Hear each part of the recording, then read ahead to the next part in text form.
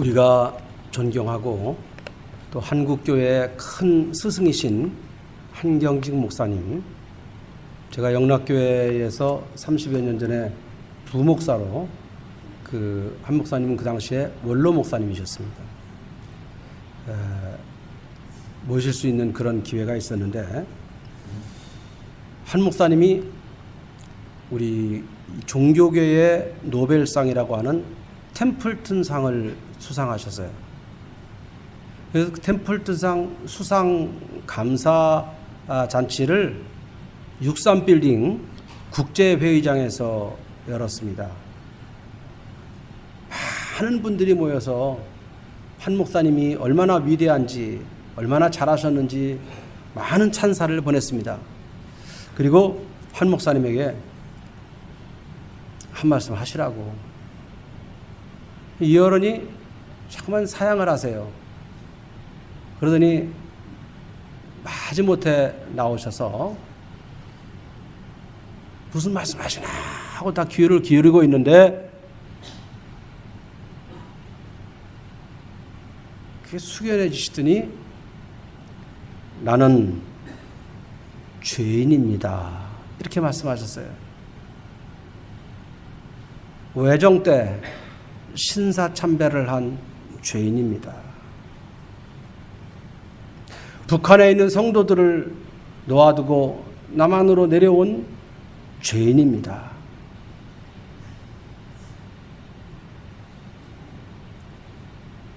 저는 상 받을 사람이 아니라 도리어 벌을 받아 마땅한 죄인입니다, 이렇게 말씀하셨어요. 세계 최고의 상을 받으셨는데 막 좋아서 사람들이 박수치고 막 그러는데, 그때 한 목사님은 죄인이라고 말씀하시네요. 여기저기 사람들이 막 이렇게 울기도 하고 다 눈물을 흘리고, 과연 한경직 목사님이시다. 이 순간에 기뻐서 하하호 해야 될 순간인데 나 죄인이라고 그렇게 하고 계시니, 정말 그때 그 말씀을 듣는 제 가슴에도요, 정말 뭔가 쨍하고 한경직 목사님에 대한 존경심이 막 올라왔어요. 그 한경직 목사님께서 제가 한 말씀을 더 한다면, 나된 것은 모두가 다 하나님의 은혜입니다, 그렇게 말씀하셨어요. 바로 오늘 우리가 읽은 말씀입니다. 디모데전서 15장 10절, 나된 것은 하나님의 은혜로 된 것입니다. 이 말씀을 하시더라고요. 그래서 거기에 참석한 한 1000명이 넘는 많은 사람들이 새로운 깨달음을 얻었습니다. 자기가 설 자리가 어디인지, 그리고 최고로 높임을 받는 자리에서 제일 죄인이라고 낮아지시는 한 목사님, 그러므로 인해서 더 많은 존경심이 우러나게 하는 한 목사님, 그분이 무슨 존경받으시려고 그렇게 말씀하신 건 아닙니다. 그렇지만 진심으로 마음 가운데 있던 그 가슴 아픈 모든 것을 제일 영광스러운 그 순간에 털어놓으셨어요. 나된 것은 내가 잘나서, 내가 열심히 해서, 내가 노력해서 된 것이 아니라는 것입니다. 하나님의 은혜로라. 이것은 사도 바울의 고백입니다. 사도 바울은 누구보다도 많은 고생을 하셨고 핍박을 받았고 누구보다도 많은 선교적인 열매를 거두신 분입니다. 많은 교회를 세우셨습니다. 선교사로서 누구도 따를 수 없는 엄청난 일을, 큰 성공을 거두셨습니다. 그런데 그것이 다 내가 한 일이 아니라 하나님의 은혜라는 것입니다. 내가 한 것이 아니요 오직 나와 함께 하신 하나님의 은혜로라. 사도 바울께서는 충분히 내가 했어. 내가 교회 많이 세웠어. 내가 많은 제자들을 키웠어. 나만큼 많이 일한 사람 나와봐. 나만큼 교회 많이 세우고 하나님 영광 드러낸 사람 있으면 나와보라고 이렇게 큰 소리를 칠 법한 그런 분이 사도 바울 아닙니까? 그런데 그렇게 말씀하지 아니하시고 내가 한 것이 아니다. 오직 나와 함께 하신 하나님의 은혜로다.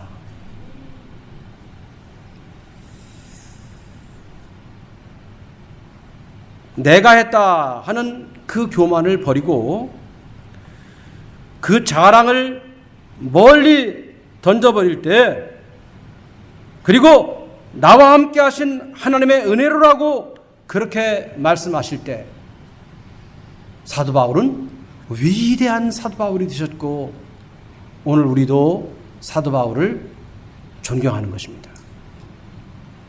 여러분, 성경에 많은 위인들이 있고 우리에게 말씀과 복음을 전해준 많은 분들이 있지만 천지에 사도 바울 같은 분은 없습니다.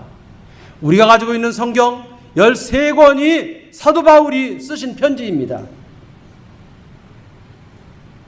사도 바울은 이 많은 편지를 통해서 예수님이 누군지, 예수를 어떻게 믿어야 되는지, 교회는 무엇인지, 성도로서 어떻게 살아야 되는지 이런 것들을 다 가르쳐 주신 분이 사도 바울입니다. 그래서 우리 기독교는 예수 그리스도를 믿는 교회이지만, 근데 사실 예수 그리스도를 바로 믿도록, 그래서 하나님을 똑바로 믿도록 가르쳐 주신 분 사도 바울입니다. 그래서 기독교는 사실 엄밀하게 말하면 사도 바울의 교라고 말해야 됩니다. 근데 사도 바울은 뭐라 그랬어요? 내가 한 것이 아니요 다 나와 함께 하신 하나님이 하신 것이라고 하나님 뒤로 싹 숨어버렸기 때문에 하나님 예수교는 예수교인 것입니다. 예수님 뒤로 숨었어요. 근데 다 사실은 사도 바울이 하셨어요. 이 사도 바울께서는요, 이 은혜라는 말을 굉장히 강조하셨어요. 특별히 갈라디아서, 로마서, 에베소서, 골로새서 많은 편지에서 은혜라는 말씀을, 은혜 안에서라는 말씀을, 은혜로라는 말씀을 많이 하십니다. 성경에 은혜라는 말이 274번 나옵니다. 근데 이 274번 중에 거의 모두가 다 은혜라는 말은 누가? 사도 바울이 쓰신 말입니다. 사도 바울은 율법이라는 말과 은혜라는 말을 대조시켜서 율법으로는 아니고 인간의 행위로는 아니고 오직 하나님의 은혜로 되는 것이다 하고 하나님의 은혜를 강조하십니다. 율법으로 안 된다. 율법으로 안 된다. 엄청나게 여러분, 율법으로는 아니다.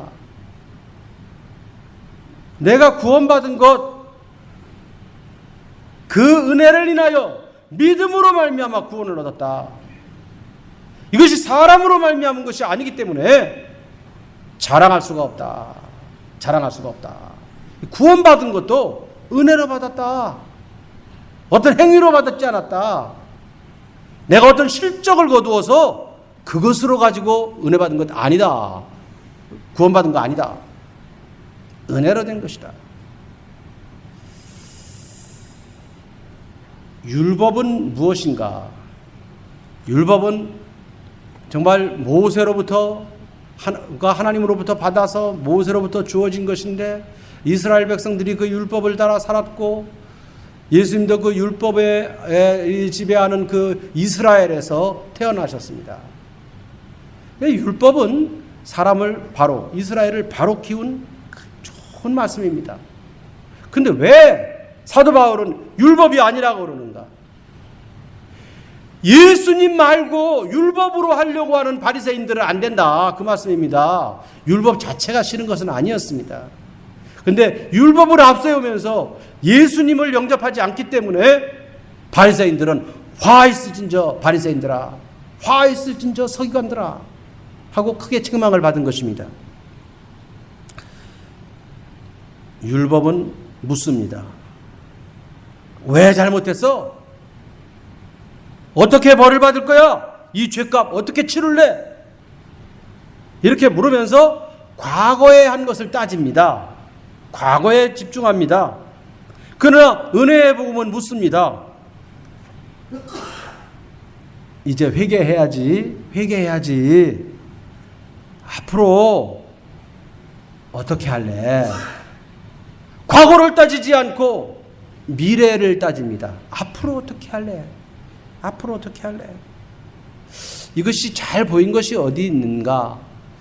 요한복음 8장에 그 간음하다가 현장에서 걸린 여인이 끌려오잖아요. 막 옷매무새가 다 흐트러졌고 머리는 헝클어졌고 사람들한테 맞으면서 끌려왔을 거 아니에요. 사람들이 돌멩이를 하나씩 다 움켜쥐고 예수님 앞에 와서 당신은 어떻게 할까? 모세율법에 간음한 자 이 돌로 쳐 죽이라고 그랬잖아? 죽일까 말까? 죽이지 말라 하면은 율법을 거스르는 자 예수라고 그렇게 비난할 것이고, 죽이라 하면은 사랑하더니 사랑 하나도 없네, 사람 죽이라고 하네, 이렇게 하려고 지금 유대인들은 예수님을 올무에 걸어 넣는 것입니다. 이때 예수님께서 땅바닥에다가 앉아서 뭐라고 쓰셨다고 그랬죠? 뭐라고 쓰셨을까요? 뭐라고 썼는지는 몰라요, 사실은요. 근데 일어서서 하신 말씀이 뭐라고 그랬어요? 너희 중에 죄 없는 자가 먼저 돌로 치라, 그렇게 말씀하셨죠.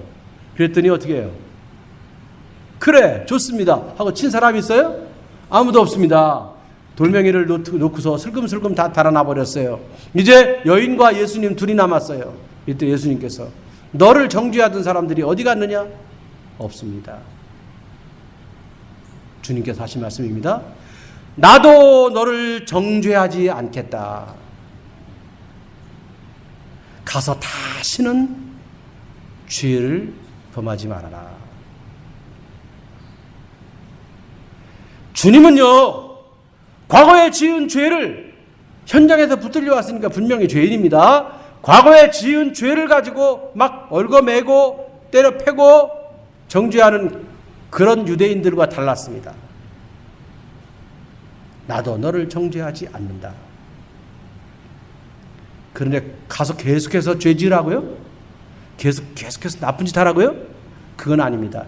용서해 줄게. 가서 다시는 죄를 짓지 말아라.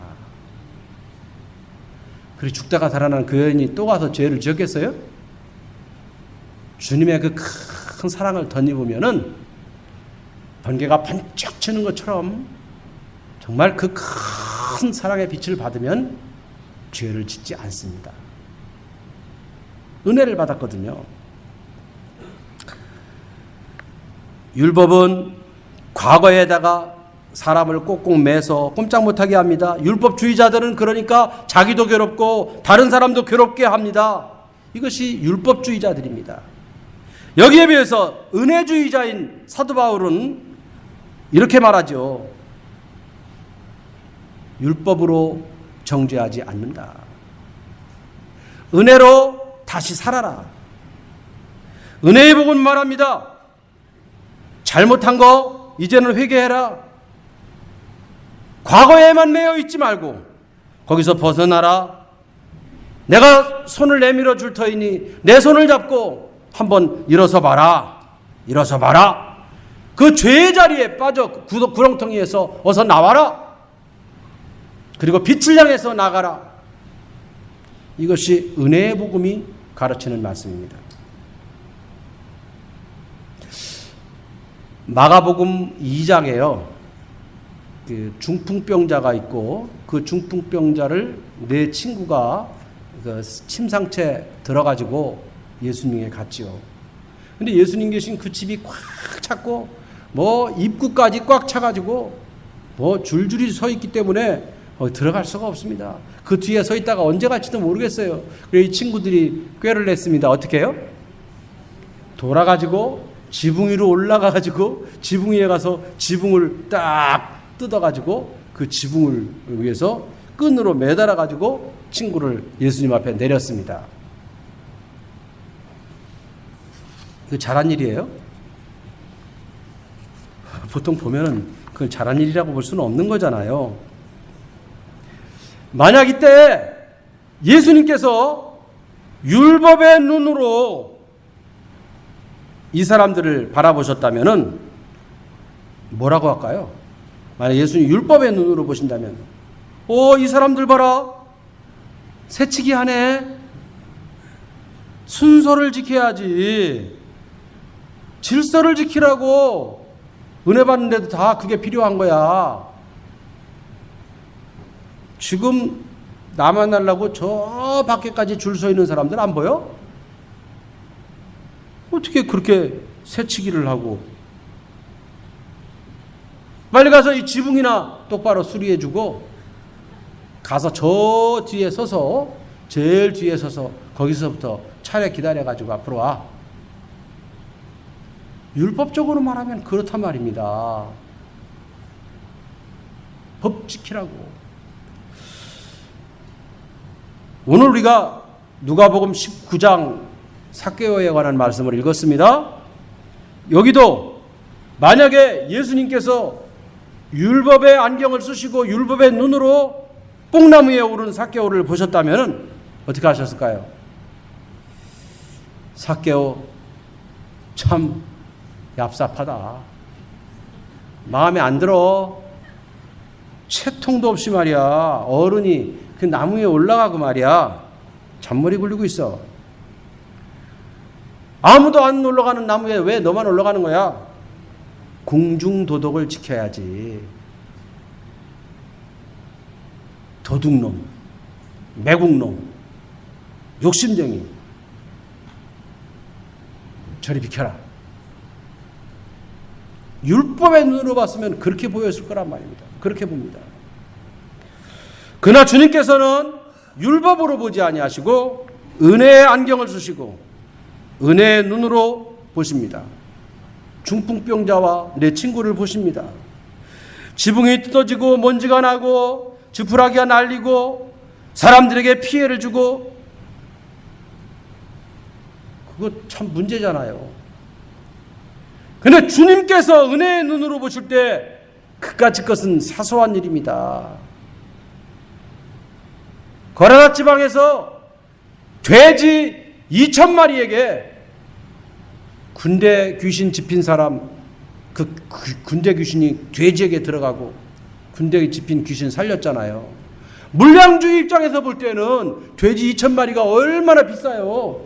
그 많은 돼지를 죽이고 사람 하나 살리려고 말이야. 이게 뭐야? 그러나 주님은요, 돼지가 중요한 게 아니에요. 사람을 살리는 게 중요해서 그 귀신 쫓아내고 그 사람 온전해졌잖아요. 주님은요, 집 부서진 거 그거 갖고 상관하는 게 아닙니다, 지금. 그래서 은혜의 눈으로 바라보시지요. 은혜의 눈으로 이 중풍병자를 바라보실 때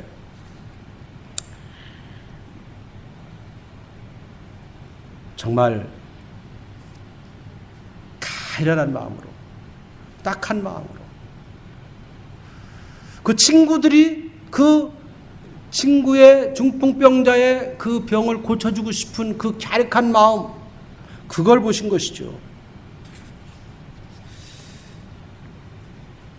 그렇게 침상에 여러 해 동안 누워있느라고 얼마나 답답했니? 얼마나 괴로웠니? 얼마나 일어나고 싶었니? 내 친구들, 이 내 친구 4명의 친구들, 사람들의 비난이 쏟아지고 사람들이 막 째려보고 막 그랬을 거잖아요. 근데 그런 것을 뚫고 내 병든 친구를 살려야겠다, 주님 앞에 가야겠다, 주님 앞에 가야만 산다, 이 일념으로 믿음을 가지고 나왔습니다. 이때 주님께서는 소자야, 내 죄사함을 받았느니라. 율법을 가진, 율법의 눈을 가진 바리새파 사람들은 저 사람 누구야? 하나님 한 분만이 죄를 용서하실 수 있는데 어떻게 죄를 용서할 수 있다는 거야? 내 죄사함을 받았느니라. 그러니까 바리새파 사람들이 이렇게 받은 거예요. 수근수근합니다. 저 이상한 사람이야. 어떻게 하나님도 아닌 사람이 그렇게 죄를 사한다고 막 그런 말을 해. 참으로 불경하다. 이 옛날 성경에는 참남하다 그랬어요. 아주 불경하다. 이때 주님께서 말씀하십니다. 내가 하나 물어보지. 내 죄사함을 받았느니라 하는 말과 일어나서 내 침상을 가지고 걸어가라 하는 말과 어떤 게 더 쉽겠어? 어떤 게 더 쉬워요? 사실 둘 다 어려워요. 죄사함 받았다는 말도 아무나 못하는 거고, 침상을 가져가라는 거는 그렇게 말했다, 능력이 안 나타나면 어떻게 해요? 그렇지만 실제로 죄사함 받았다는 거는 안 보이는 거고, 상을 들고 걸어가라는 거는 눈에 보이는 거니까 두 번째 게 더 어렵죠, 현실적으로. 바리새파 사람들 아무 말도 못합니다. 이때 주님께서 중풍병자에게 말씀하십니다.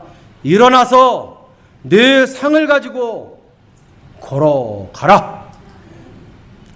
중풍병자 일어났습니다. 상은 들고 사람들 앞에 나갑니다.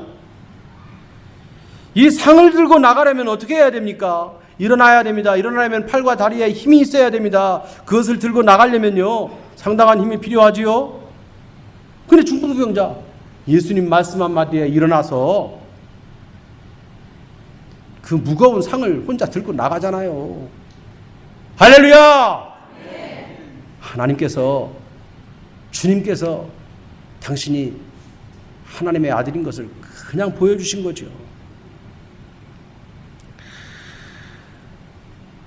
중풍병자에게 상을 가지고 일어나 나가라. 이것은 주님이시기 때문에 하실 수 있는 일입니다.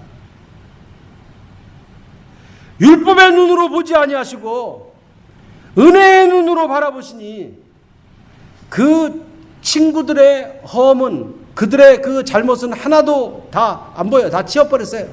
그리고 그 불쌍히 여기는 마음, 생명을 구하는 마음, 병자를 고치고 싶은 마음, 그 마음뿐입니다.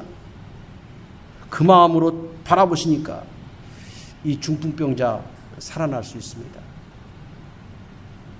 여러분, 주님께서 벳세다 광야에 가셨잖아요. 많은 사람들이 따라왔어요. 밥 먹을 거리도 없습니다. 거기서 막 그냥 저녁까지 막 그냥 그 나오는 사람들을 볼 때 주님께서 어떻게 했어요? 이 사람들 정말 목자 잃은 양떼와 같다. 목자 없는 양떼. 양은요, 목자 없으면 아주 아무것도 아니에요. 목자가 데리고 다녀야 살 수 있지, 목자 없이 양 그냥 놔두면 양은 뭐 그냥 눈이 굉장히 나빠요. 그래서 절벽에 떨어져 죽기도 하고 구렁텅이에 빠지기도 하고 악한 짐승에 물려가고, 양은 혼자 있으면 아무 소용없습니다. 그래서 이 교회에도 목자인 목사님이 필요한 겁니다. 양떼들은요, 그런데 우리 성도들을 뭐라고 그래요? 양떼라고 그러잖아요. 이 양은요, 한 10m 밖도 제대로 못 봐요. 굉장히 근시해요. 그리고 겁쟁이에요. 뭐 물소리만 쫄쫄 나도 그런 물에 못 먹어요. 그래서 목자들이 이렇게 물을 막아가지고 물이 흐르지 않게 고이게 하고 소리 안 나게 하고, 그러고서 먹여야, 그때서야 양이 물을 먹을 수 있어요. 그러니까 눈도 안 보이지, 겁쟁이지. 이거 양에게는 반드시 목자가 필요해요. 그러니까 주님께서 보실 때 이스라엘 백성들이 목자 없는 양같이 그렇게 보였던 거예요. 그렇게 불쌍히 여기신 마음으로 그들을 바라보고, 그러니까 결국 그들에게 오병이어의 기적으로 먹이실 수가 있었습니다. 오병이어의 기적은 어디서 뭐 하늘에서 뭐 떡을 막 어디 가져오신 게 아니라 주님의 그 불쌍히 여기는 마음, 그 마음 때문에 그 마음으로 그 능력 기적을 행하실 수 있었던 겁니다.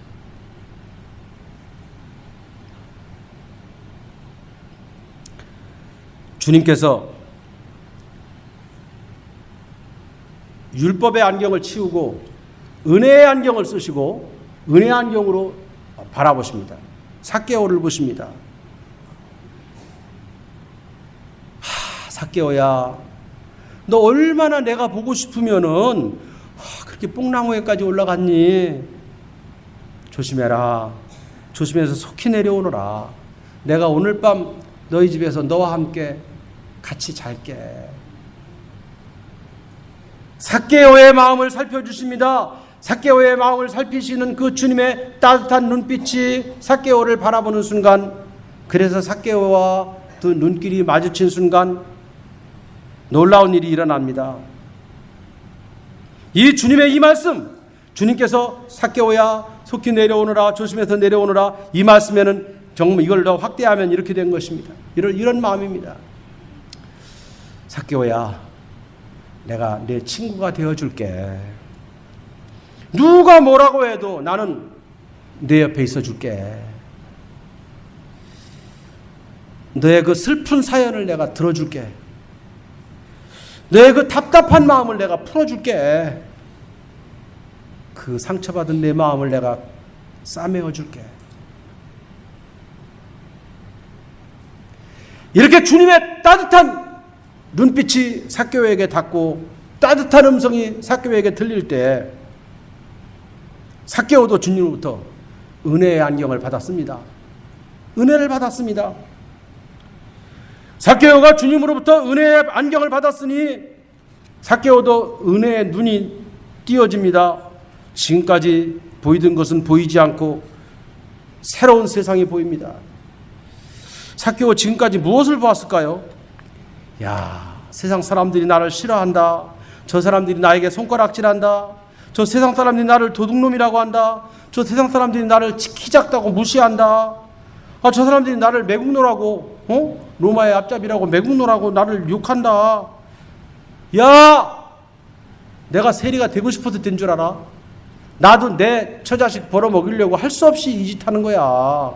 근데 왜 나를 욕하는 거야? 내가 돈 좀 가졌다고? 주들은 돈도 없으면서 왜 나를 시기하고 질투하고 그러는 거야? 이게 옛날에 가졌던 삭개오의 마음, 삭개오의 눈입니다.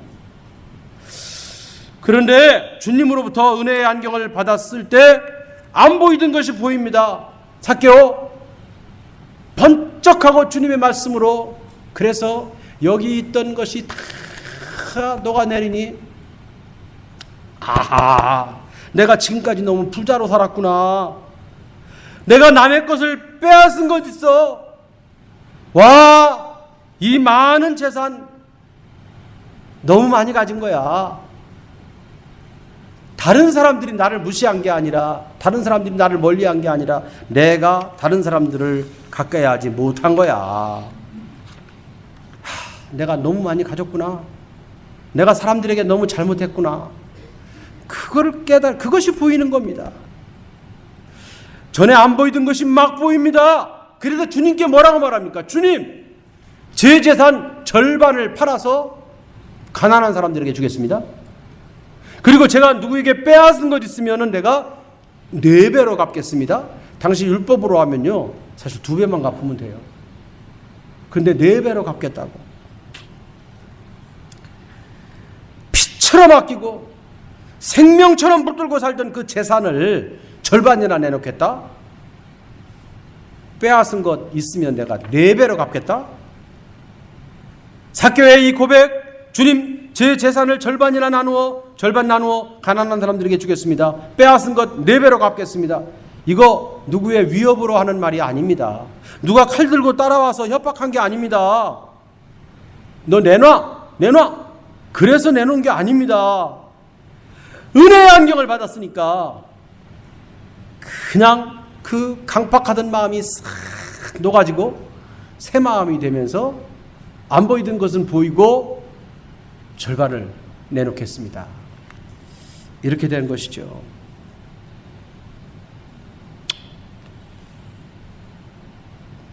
이 삭개오요, 여기에 막 그냥 덕지덕지 상처 입고 딱지가 져서 그냥 나름대로 상처 맞은 사람일 거잖아요. 욕먹고 사느니까. 그런데 이 삭개오의 이 덕지덕지 붙어있던 딱지가 주님의 그 사랑의 음성으로 삭개오야 내려오너라, 내가 너의 친구가 되어줄게, 내 집에서 오늘 밤 내가 같이 잘게, 그 말을 듣는 순간, 그 말 순간 딱지가 탁 떨어졌어요. 여기 얼음처럼 꽝꽝 얼어붙어있던 삭개오의 그 마음이 주님의 그 음성으로, 그 치료의 광선으로 싹 녹고 새 마음이 되면서, 새 사람이 되면서 제가 가진 거 절반을 팔아서 가난한 사람들을 주겠습니다. 멋있잖아요. 은혜라는 것이 이것입니다. 은혜는요, 누구의 강압으로라도 은혜 받아, 은혜 받아, 그러니까 은혜 받는 게 아니에요.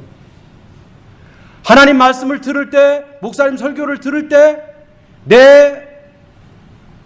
나에게 어떤 내 가슴에 전류처럼 쫙 오면서 맞아, 내가 잘못했어.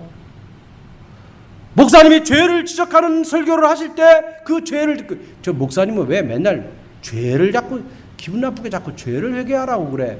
이건 율법의 눈이에요.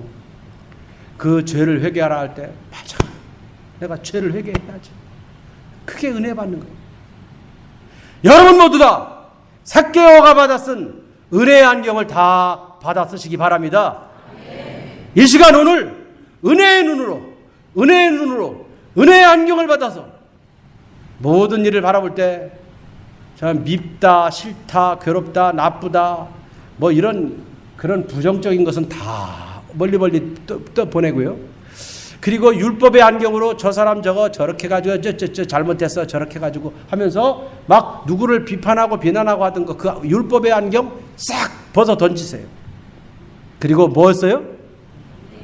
은혜의 안경을 딱 쓰세요. 그리고 고맙습니다, 감사합니다, 그렇습니다.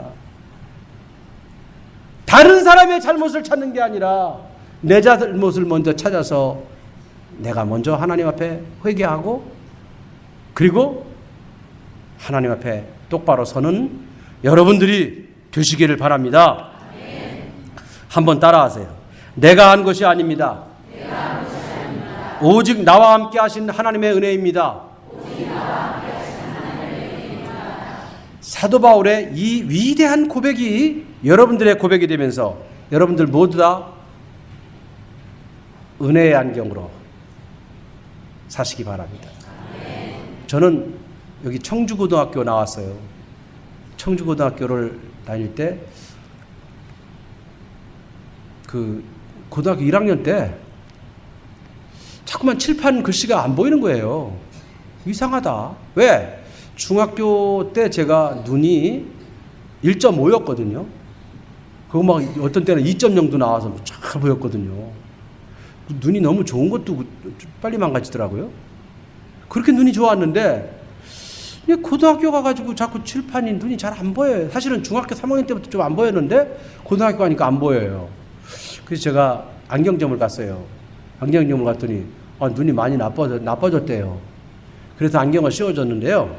사실은 제 눈 나쁜 것보다 더 센 도수를 저한테 씌워준 것 같아요. 그래서 제가 눈을 좀 그분이 잘해서 제 눈을 이렇게 적당하게 해줬어야 되는데 막 핑핑 도는 그런 안경을 씌워줘서 난 또 그게 또 맞는 건 줄 알고 그걸 쓰고 다녀가지고 제 눈이 또 더 나빠졌잖아요. 어쨌든 저는 고등학교 1학년 때부터 안경을 쓰기 시작했는데 지금까지 안경을 쓰지 않아요. 얼마나 불편한지 몰라요. 이 안경은 불편해요. 근데 여러분, 은혜의 안경은 참으로 편리하고 그 은혜의 안경은 모든 세상을 바꿔주는, 여러분의 삶을 바꿔주는 위대한 안경입니다. 여러분 모두 은혜의 안경을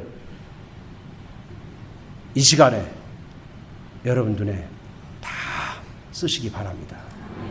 기도하겠습니다.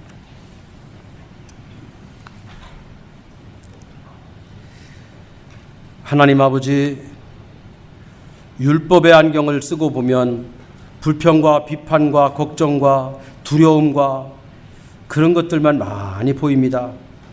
그래서 세상에 문제가 올려올 때에는 그냥 골리앗처럼 커 보이기만 하고 그래서 두려워 떨고 걱정합니다. 그러나 하나님께 은혜를 받아 은혜의 안경을 쓰면은 사랑하고 용서하고 감사하고 기뻐하고 그래서 담대해지기 때문에 골리앗 같은 커다란 문제가 오지만 올 때마다 그것을 통해 그것을 두려워하는 것이 아니라 다윗처럼 달려나가면서 정말로 내가 저 크기 때문에 내가 맞추기 좋은 표적이다. 크면 클수록 문제가 크면 클수록 그것을 담대하게 해결해냈던 다윗처럼 오늘도 우리가 은혜의 안경으로 은혜의 눈으로 살게 하여 주시옵소서. 아버지 하나님,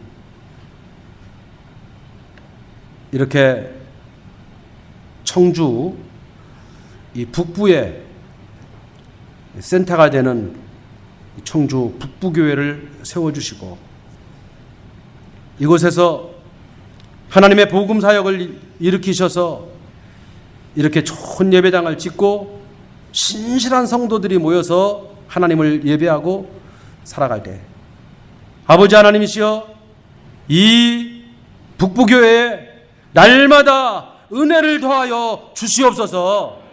성령 충만하게 하여 주시옵소서.